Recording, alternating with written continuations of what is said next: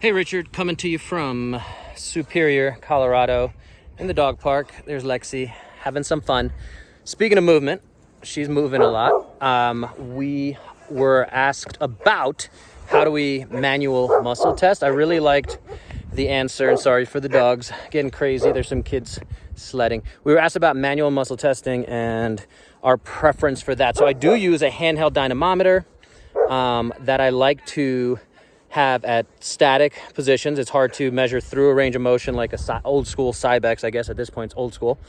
But yeah, I think the important thing, and we heard a few other clinicians talk about it, is putting all the pieces together of not just looking at just pure subjective, like 4 out of 5, how strong is your arm, how much can it go against a brake. If there is a significant difference with the handheld dynamometer, I'm looking at that more as a neurological screen.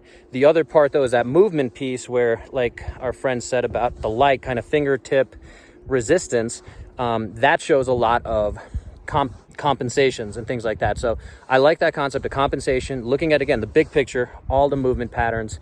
And again, I like to start everyone with a 21-point screen, and just to give us a basis there before even doing any manual muscle testing. So, and again, being almost all virtual at this point, there's many ways we can assess a lot of these things. And then again, different movement patterns, our 7 primal movement patterns, hinges, as we can load people and they have more access to equipment, we can look at their comparison of deadlift, single leg deadlifts, step ups, all those kind of things. So we're looking at it under endurance and under as many different conditions basically as possible, where it is, again, most relevant to the athlete or client or patient, depending if they have pain or not. So hopefully that makes a lot of sense.